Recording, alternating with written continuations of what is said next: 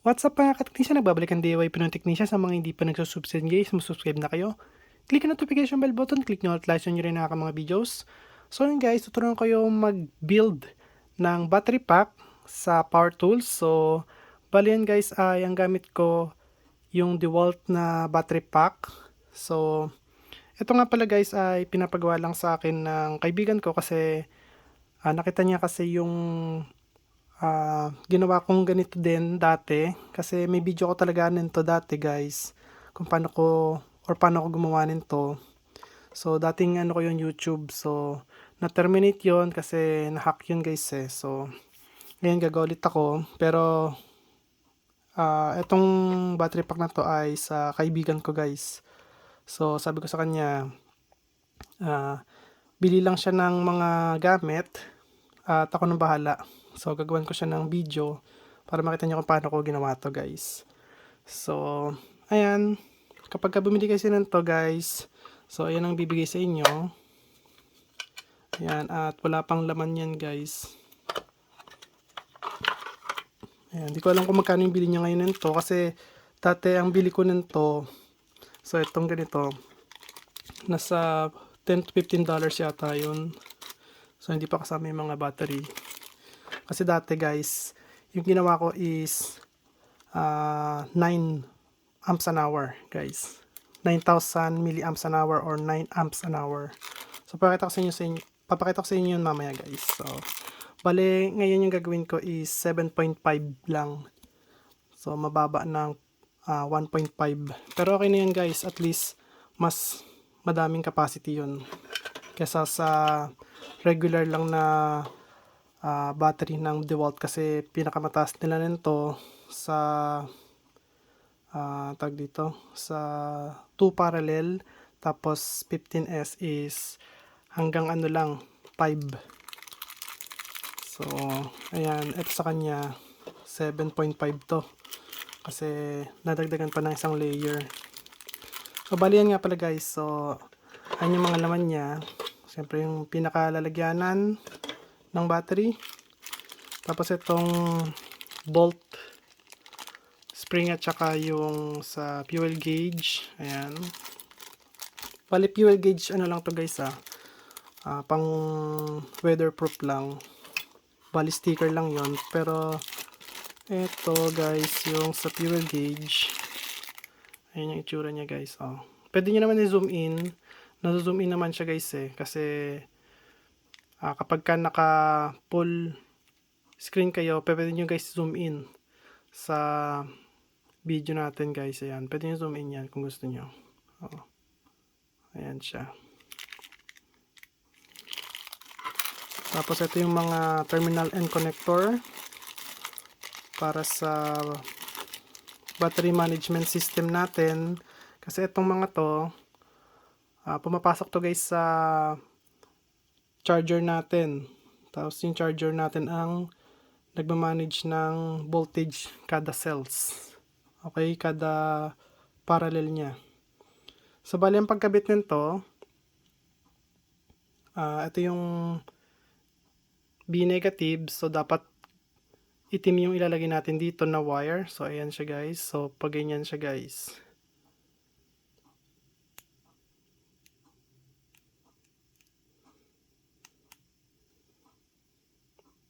So ayan siya guys, ganyan. So B is the negative. B negative is itong black, tapos yung B positive yung red. Okay? Tapos yung blue, yan po ay 16 volts. Yung green ay 8 volts. So nakikita nyo naman guys. Tapos yung yellow ay 4 volts. Tapos yung white is 12 volts. So papakita ko sa inyo kung paano yun guys. Pero bago yan, kailangan nyo munang isolda yan guys. Okay? Kailangan nakasolda mga to.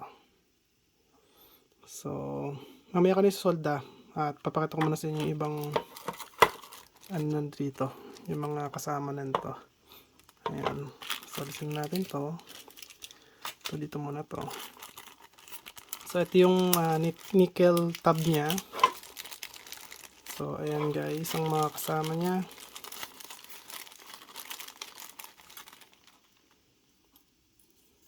So, 1, 2, 3, 4, 5. Tapos, 2 straight. So, tingnan natin. So, 1 straight. So, 1, 2, 3, 4.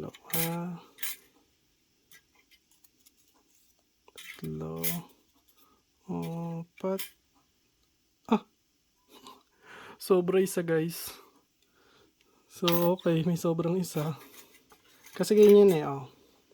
So, lagyan natin yan dito. Itong mahaba nandito, di ba? Ito sa ilalim. Pag ganon. Ito, nandito yan. Tapos sa ilalim ulit to. So, nakaganyan yan. Ayan. Ito, nandito. Tapos ito, nandito sa ilalim. So, nakaganyan. So, sobra isa. Tama? So, at least, may sobra tayong isa. At, okay. So, bali yan guys. Bago to ilagay dito sa mismong lalagyanan niya or sa housing niya, ginamit ko guys yung repackr.com. So, ito yun guys. So, repackr.com. So, ang ginawa ko, inilagay ko tong mga capacity niya. Okay? And then, magbibigay siya ng, or mag-generate siya ng, ang tawag dito, per parallel, tsaka series. So, bibigyan niya itong mga ganito guys. So, bale, kada isang ganito is maximum 4.2 volts. Tapos yung capacity niya is 7.5 amps. So, kada ganito guys is 7.5 yan. Ayan. Okay? So, ganun po kaganda yung battery, repackr.com. Okay? So, doon yung muna ilagay. So, balik yan guys. Ang gagawin ko, ilalagay ko muna itong mga battery dito. So, kayong bahala guys kapag nilagay nyo to rito. Dito kasi yan ilalagay yan. So, nakaganyan yan. So, tignan nyo yung polarity. So, ito yung negative. Ito yung positive. So, kung kayo nang bahala guys kung gusto nyo yung negative nandito or nandito yung negative. Sa akin guys, kasi guys, gusto ko negative yung nandito. So, nakaganyan yan. So, papasok ko to rito. So, dapat lahat na nandito is negative. Ayan. Tapos, positive naman to.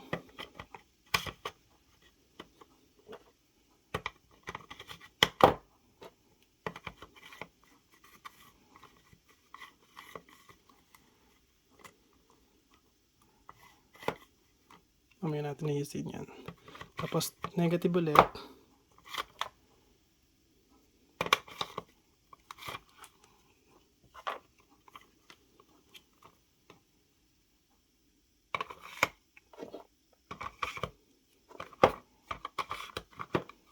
Tapos, positive.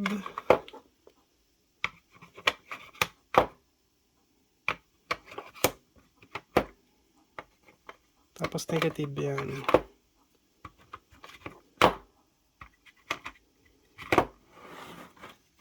So, dito, bakit kaya hindi napasok to? Ayun. So, ayan guys, negative, positive, negative, positive, negative. Kaya yung ginawa ko guys, kasi natin itong mga to. Ito kailangan kasi mag-spot weld muna tayo guys. So, hindi ko na gagrinderin yan. So, natin nyo, may mga nakalagay pa yan dyan. So, ang gagawin ko is nakaganyan lang guys. Ayan. Bale guys, mahabang video to. So, bahala kayo guys kung i-skip nyo. So, lagyan ko siya ng magnet para hindi gumalaw kapag ka weld na tayo or nag spot weld. So ayan guys, bali kailangan natin ng protector sa mata. Ayan guys, so suot ko na to. So kailangan natin ng spot weld pen.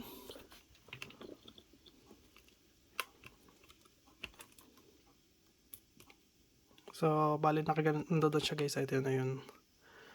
Tapos syempre kailangan naka-charge yung super capacitor natin. Ayun. So dapat naka-charge siya. Ayun guys, oh.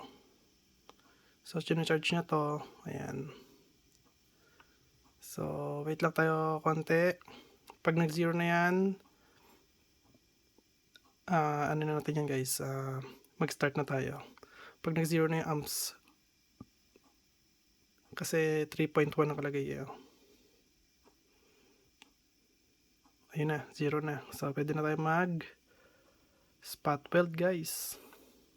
Bale nakalagay siya sa ano guys, ito 15 joules. Okay, so ayan guys, enjoy sa panonood kung paano natin to i-spot.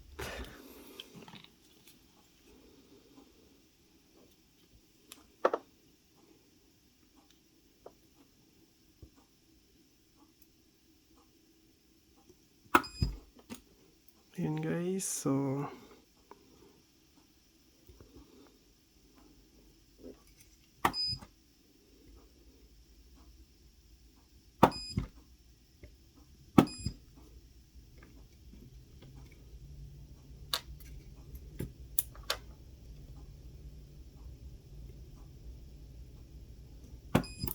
bali guys, pagka nag-spot weld kayo sa ground, tatlo ilagay nyo. Tapos kapag ka sa positive naman kayo mag-spot, dalawa lang guys, tag-dalawa.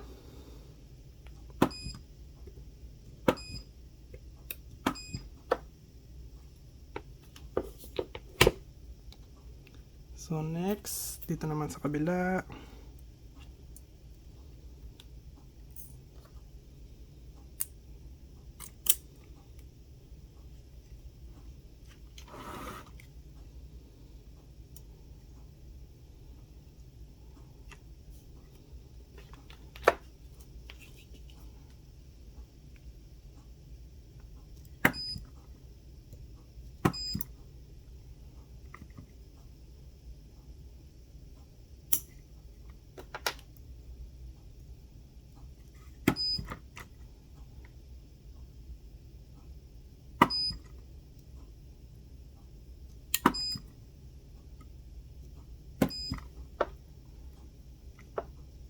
So gagawin ko muna guys, isa-isa munang weld.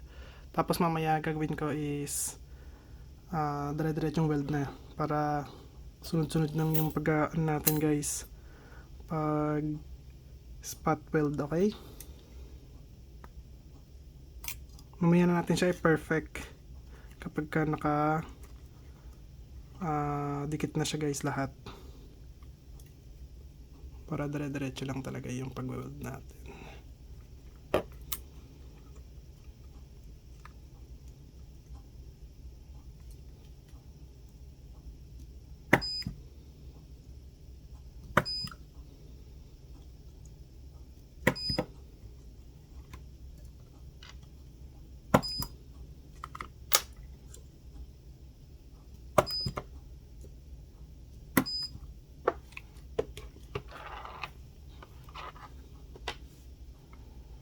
So ayan guys, kabila naman tayo. So ito yung negative.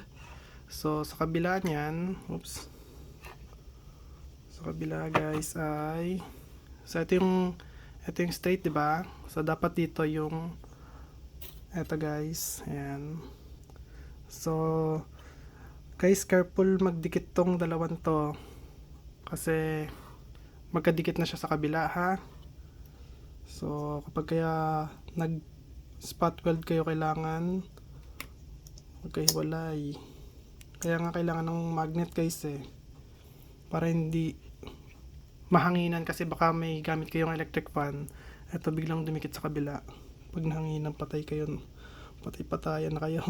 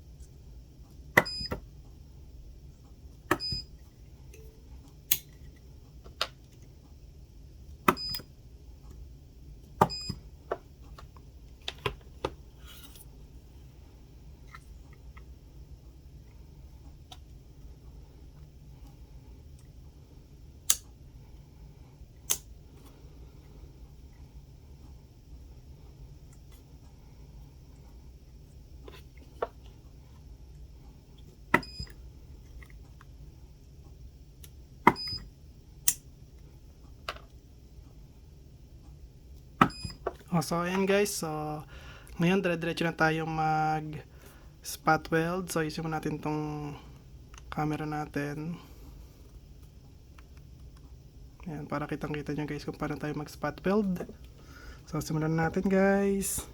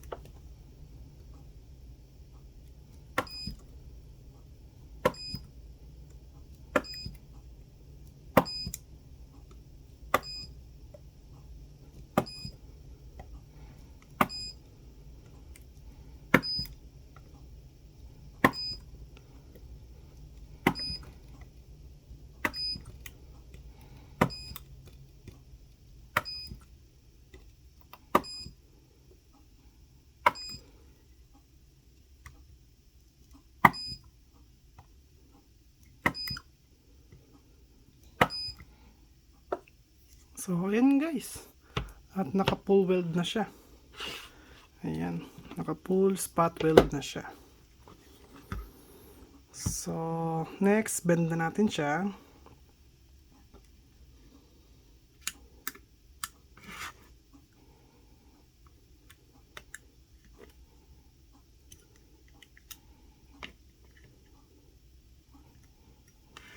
Ayan guys, at alisin ko muna tong K-weld natin kasi kitang-kita nyo halos parang wala naman nangyari sa sa ganda rin tong K-weld na to.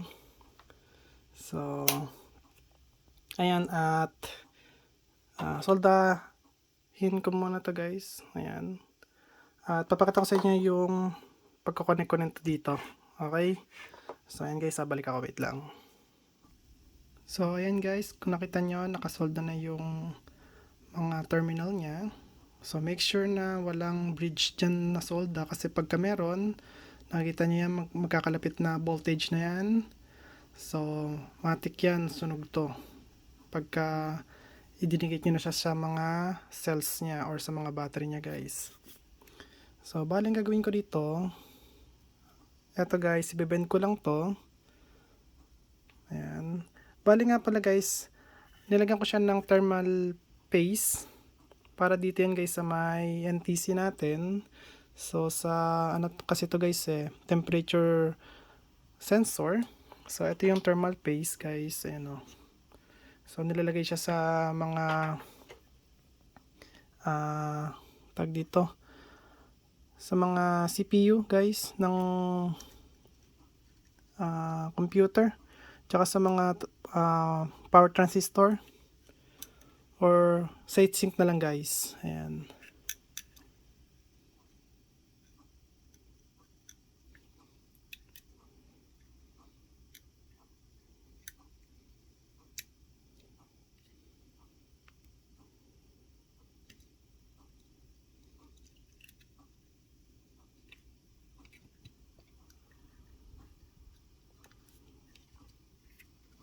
So ayan guys, nakaganyan siya guys, ayan o. Ayun. Okay.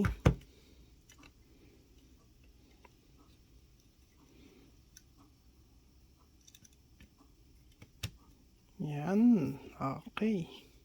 So bale, wag na nyong lagyan ng ano to guys, super glue, kasi kapag inalis nyo yan, di nyo na maalis to. So ayan nyo lang siyang ganyan, as is lang siyang ganyan. And then, paano ba tayo guys magsisimula? So, ito yung negative niya. Tapos sa board niya guys, ito yung sa negative niya. Ito, kasi kung nakikita nyo, ayun yung B negative. Tapos yung B positive. So, dito sa kabila na yan guys, ito. So, bale, nakaganyan yan, nakaganon. Okay? So, ito yung 0 volt natin. Ayan, 0 volt. Tapos, susunod yan dito is 4 volts. Ito, 4 volts, sunod 8 volts, sunod 12 volts, sunod 16 volts. Okay? So, dito, ito na yung positive. Okay? Ulitin ko guys ha. Ito yung negative natin, always 0 volts. 0 volt. Yan, kasi 0 eh. Always 0 volt. So, itong negative, papunta rito. Ayan guys, papunta rito ha. So, negative papunta rito. So, yung susunod niya dito, ito yung 4 volt. Okay? 4 volts, 8 volts, 12 volts, 16 volts. Ito na yung positive. Okay? B plus. Ayun. Okay? So, ang B plus, laging may butas. Ayun o. Meron siyang may mga butas-butas siya dyan guys, so ayan o, flathead kasi siya guys ito naman wala guys, so okay. So sa negative kasi yan, walang nakalagay. Yun ang ibig kong sabihin. Okay guys, so bale gagawin ko dyan ay lagay ko muna yung 4 volts. So dito yung 4 volts guys ayan o. So yellow 4 volts, etong green is 8 volts. So, pag ganyan yan. Tingnan nyo mabuti guys ha. Tapos yung 12 volts. Etong 12 volts dito yan. Tapos etong 16 volts dito yan. Okay guys. So, balik ako guys kapag ka na kadikit na siya.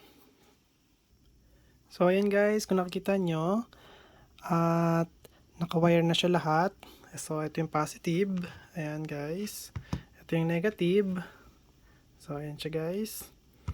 So, yung green dito, blue, yellow, tapos yung white. Ayan guys. At, dito naman yung black at saka red. So, doon siya guys duman sa ilalim. So, dito naman yan guys sa may fuel gauge. So, ayan guys. So, kita nyo agad yung ano niya, yung level niya. So, bali low level na siya guys, kasi isa na lang yan. So, ngayon, ito pala guys, baka magkamali kayo dito nalagay. So, P, P positive yung red, P negative naman yung black. Ayan guys. So, hindi naman kayo siguro malilito dyan kasi straight yung wire. So, ngayon guys, ito naman. Lagay natin siya rito. So, bale, kung ang gagawin nyo pala dito ay isasolda nyo siya guys, hindi siya magkakasya dito. So, kailangan naka-weld talaga siya. Ayan o. Kasi, saktong-sakto lang talaga yun guys. O. So, kailangan naka-weld talaga siya. So, ayan. So, eto naman ay dito natin yung ilalagay. So, ayusin lang natin to guys.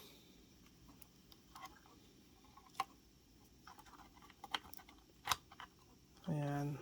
Okay. Ayan o. Tapos ito, baliko lang natin to. Ayan. Baliko nyo lang siyang ganyan. Ito, may sticker kasi to guys. Ayan o. So, dito nyo yun nilagay. Ayan. Okay. Tapos ating pintutan yan. So, bali nandito yan guys. Yan. O, diba? Make sure na naka-dikit. So, tingnan natin guys kapag nagpindot na siya.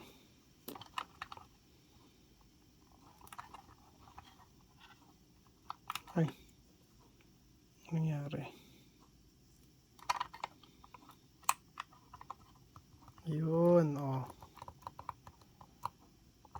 Okay, good. So, yung spring dito. So, ayan guys ha. Tapos, itong case niya. Dito yan. Ayan. Bale nga pala guys. Wait lang. Tanggalin ulit natin to. Kasi sa inyo, baka hindi nyo mailagay to. Mahirapan kayo ilagay. Sa akin kasi guys, alam ko na kung paano ito ilagay kasi nakagawa na nga kasi ako nito eh. So, tanggalin muna natin to.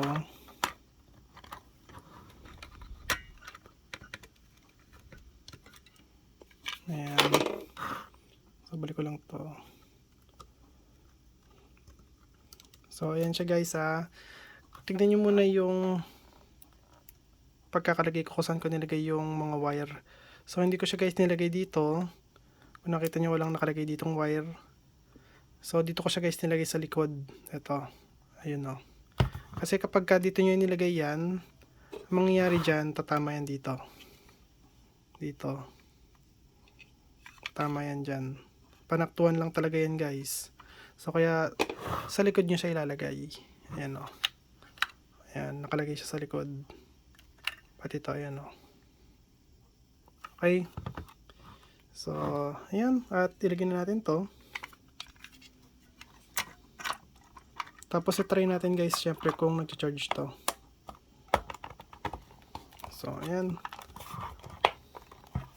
Kailangan guys, lapat siya ha. Wala siyang, hindi siya nakaangat. Kasi kapag nakaangat yan, ibig sabihin may tinatamaan yan. So, ayan, tingnan niyo to. Oh. Ito. So, anong tinatamaan nito? Yung wire lang, guys. Konting wire lang yung tinatamaan yan dyan. Pakita ko sa inyo.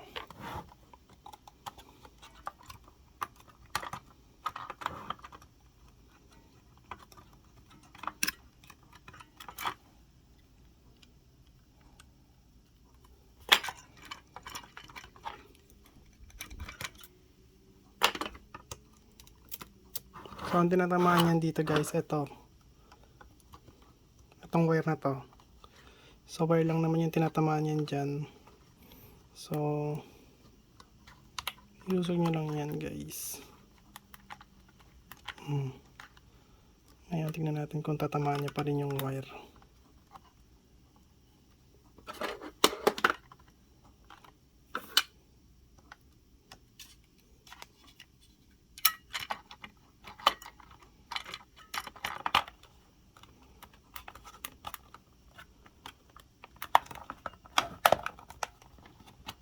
So, ayan guys, hindi na tinatamaan yung wire. Oh.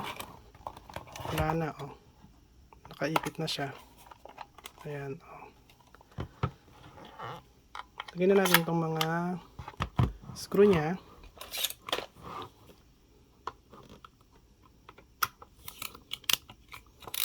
So, gamit kong screw dito ay LTT screwdriver yan guys, oh.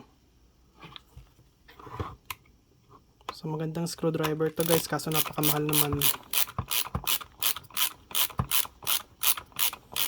So, hindi ko siya ginamitan ng power tools para mag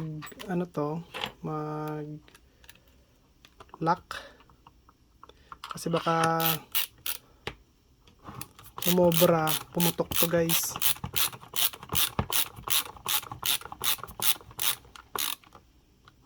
So, saktong saktong higpit lang.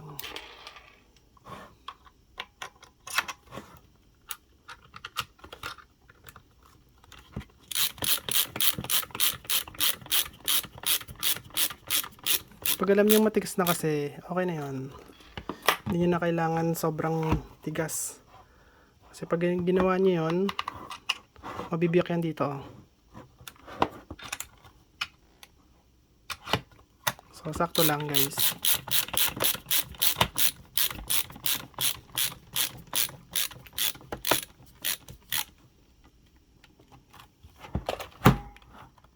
So, ayan na siya. O, diba? Okay. So, tingnan natin guys kung nag-charge na to. Kunin lang natin yung charger na ginawa nating 240 volts. So, ito yun. Charge na natin siya guys.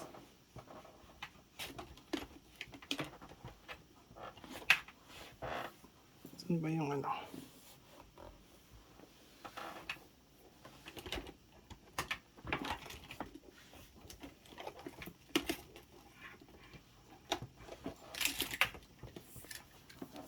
So, saksak na natin siya guys. Ayan. At charge na natin.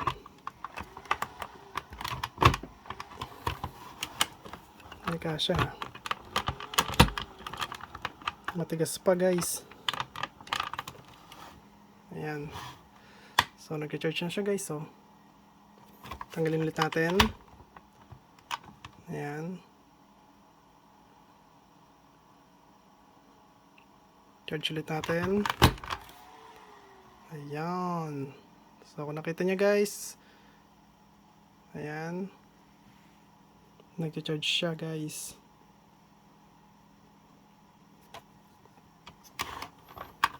So, ayan. At least nakita nyo lang guys na nag-charge na siya. At ayun, at kung nagustuhan nyo guys ang video ko, ayan o. So, okay na siya guys. So, yun guys, bago ko tapusin yung video natin, pakita ko muna to sa inyo yung una kong ginawa. So, ayan siya guys, DeWalt 20 volts, 9 amps an hour siya guys. So, bali itong ginawa natin sa kaibigan ko is 20 volts, 7.5 amps an hour lang siya guys. So, iba kasi yung nilagay kong battery dito compare dito sa kanya guys. So, ayan. So, nakita niya kasi sa akin to kaya nag-isip siya na kung bibili na siya ng bago or gagawa na lang ng bago. Ayan. So, ayan guys. At kung nagustuhan niyo ang video ko, huwag kalimutan mag-like, share, subscribe. Click on notification bell button. Click nyo all guys. Bye. Peace.